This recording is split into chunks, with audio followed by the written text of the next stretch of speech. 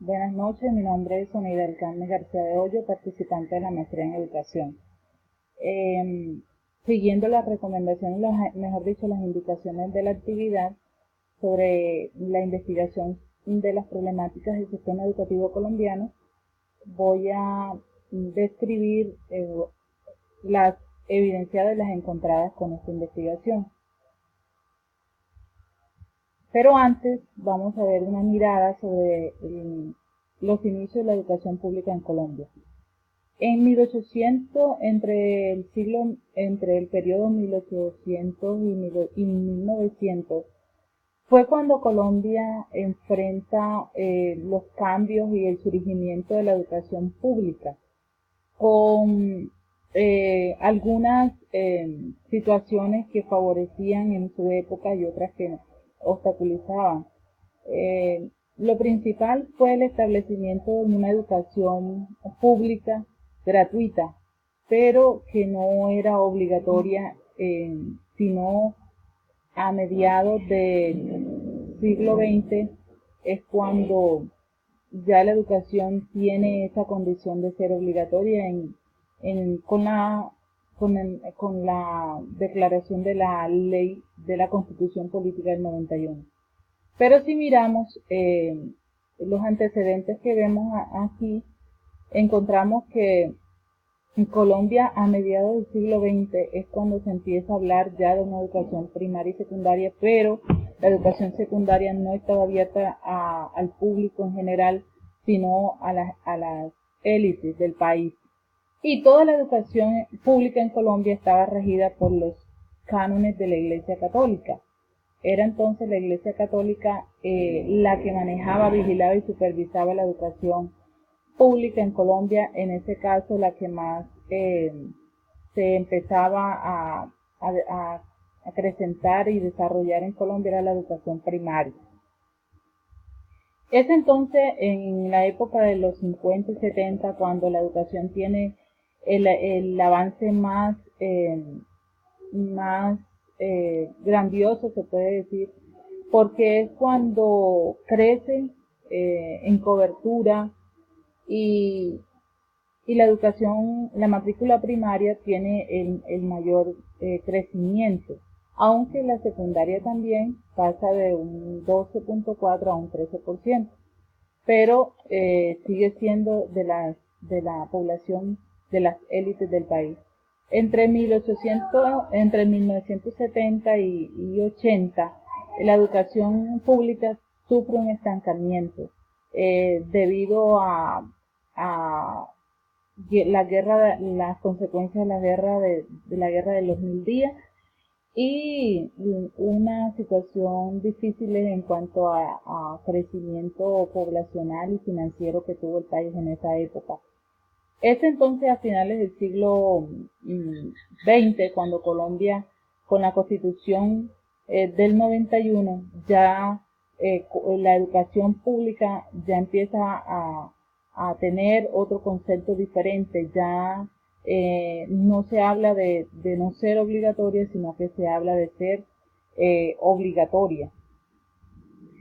Es entonces cuando se empiezan a ver las problemáticas más marcadas en este siglo, debido a los enfrentamientos de los partidos políticos conservadores, liberales y la Iglesia Católica, donde se llega a una época muy difícil y crucial en la historia de nuestro país.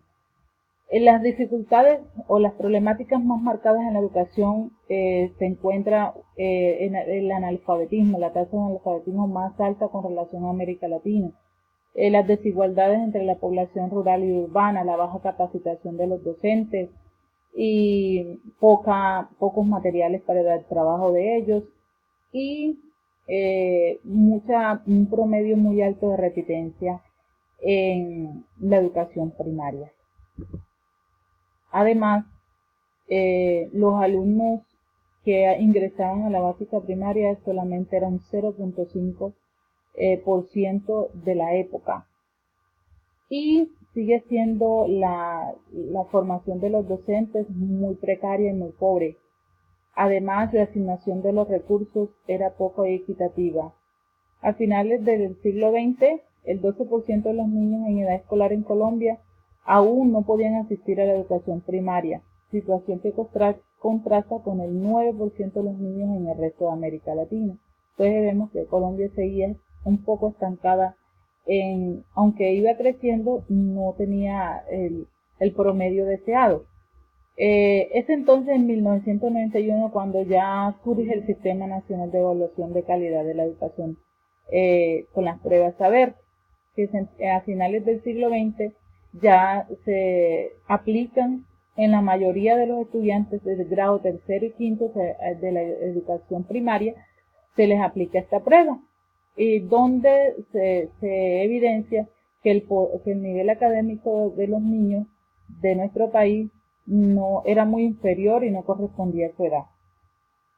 También hay un crecimiento elevado de las tasas de fracaso, repetición en secundaria, problemas en la calidad y sobre todo se veían muy marcadas en la zona rural. En el siglo XX surge la Constitución Política del 91 y la Ley 115 de Educación, que es la que nos rige actualmente, y con la Constitución Política del 91 ya la educación es un derecho de la persona y debe ser de acuerdo a la educación para todos, con estos acuerdos internacionales, de satisfacer las necesidades educativas de toda la población, niños, jóvenes y adultos. Es cuando surge la Constitución Política del 91, donde permite ya poder lograr esos acuerdos, esos principios de esos acuerdos internacionales. Y es cuando Colombia ya la educación es un derecho y una obligación del Estado, y que además es obligatoria entre los 5 a 15 años de edad y corresponde a los niveles de preescolar, básica y básica secundaria. Es entonces cuando aparece la Ley 115 de Educación, que ya organiza todo lo que es la parte financiera de la educación. El decreto 1860 ya reglamenta la parte constitutiva de las instituciones, todo lo que es el manual de convivencia, los PEI, los planes de estudio, los currículos, los niveles, ciclos y grados, los sistemas de evaluación, rendimiento escolar, evaluación institucional, inspección y vigilancia, que hasta hoy en día se aplican en las instituciones educativas. Echando una mirada a los principios que rigen los acuerdos internacionales de educación para todos, se encuentran unos principios básicos y fundamentales que son la cobertura, calidad, equidad, igualdad, eficiencia y financiamiento. Y de acuerdo a estos principios, ahora sí vamos a entrar a analizar los hallazgos encontrados sobre las problemáticas del sistema educativo actual en el siglo XXI en nuestro país. Encontramos que en cobertura Colombia en preescolar tiene dificultades porque solo 3 de cada 4 niños de 3 a 5 años asisten a preescolar. O sea que estamos por debajo de América Latina con un porcentaje, con una cobertura inferior. Las políticas que se han implementado es la política de 0 a siempre, donde se atienden a los niños de 0 a 5 años, desde que están en el vientre de la madre y ya están recibiendo asesoría, apoyo en tanto la alimentación y capacitación. Se espera en el 2022 a llegar a la meta de 2 millones de niños y niñas atendidos con este programa.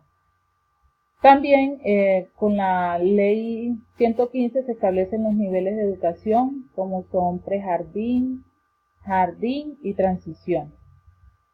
Y el transición es uno de los grados básicos y obligatorios de la educación básica.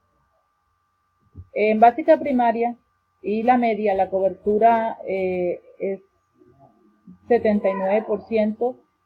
Con relación, pues aquí vemos una diferencia entre la población rural y urbana. Vemos entonces que se marca una brecha muy persistente entre la educación rural y urbana. Porque, como vemos aquí, en primaria está avanzado, pero aún sigue viendo dificultades porque hay 1 millón de niños en edad escolar de 5 a 15 años fuera de las aulas de clase. La deserción escolar del sexo masculino oscilan en edades de 15 a 17 años sumamente alta. Tenemos una problemática de deserción escolar en la educación secundaria y media. Las políticas que se están trabajando es la gratuidad educativa, los modelos flexibles, modelos de escuela nueva y postprimaria, donde el niño puede realizar labores en el campo pero sin desertar de la escuela. En la educación superior en la década miramos que ha crecido, pero aún falta trabajar más en aspectos como la formación técnica y tecnológica, porque la cobertura sigue siendo baja porque solo alcanzamos un 50%. Las medidas tomadas son la generación que anteriormente era ser Paga, donde el gobierno financia la educación de los alumnos más pilos que saquen el mejor puntaje en las pruebas de estado y que sean alumnos más vulnerables del país. También se fortalecen las técnicas a través del SENA, que son totalmente gratuitas. Se dan créditos del ICETEX y se amplía la cobertura en cupos en las universidades y instituciones públicas. En componentes de calidad encontramos que en primaria y secundaria los alumnos tienen un promedio muy bajo en lenguaje y matemáticas. Por esto, las medidas adoptadas son el programa Todos Aprender, por medio de la cual se llega a las instituciones del país, rurales y urbanas, donde se capacita, se orienta al maestro y a las instituciones con estándares y políticas de calidad para mejorar el índice del promedio académico de los estudiantes. Además, se implementan las pruebas Saber, IFES y ECAES. Se realiza la implementación del decreto 1290. Se implementan incentivos para mejorar el índice sintético en las instituciones, los estándares, los DBA. Se preparan más a los docentes con capacitación en TIC, fortalecimiento de la enseñanza de las matemáticas, lenguaje e inglés. En cuanto al financiamiento, la equidad e igualdad, vemos que hay grandes brechas en cuanto a la descentralización de los recursos más en las ciudades y los pueblos, y es poco lo que llega a las zonas rurales. Por esto, las medidas que se han tomado es una política de inclusión en las aulas para trabajar la igualdad y la equidad. Se atienden con presupuesto a las poblaciones indígenas, campesinas, población discapacitada, los desplazados y las comunidades más apartadas y con poca densidad. Se le están invirtiendo más recursos a esas poblaciones.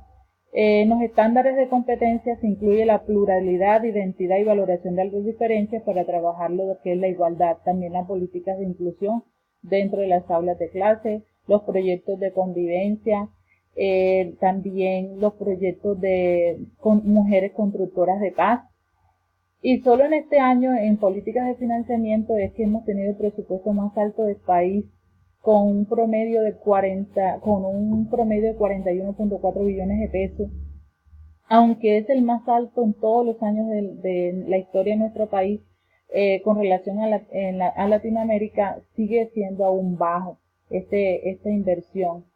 Colombia, por la política, sus políticas invierte más a la guerra, a las situaciones de seguridad de nuestro país, y es poca la inversión que se tiene con relación a la educación, para la innovación, la investigación. Estamos en deuda en nuestro país en la educación, con la investigación, la innovación, y es allí donde se necesitan políticas más fuertes y cerrar más la brecha con relación a lo urbano y lo rural.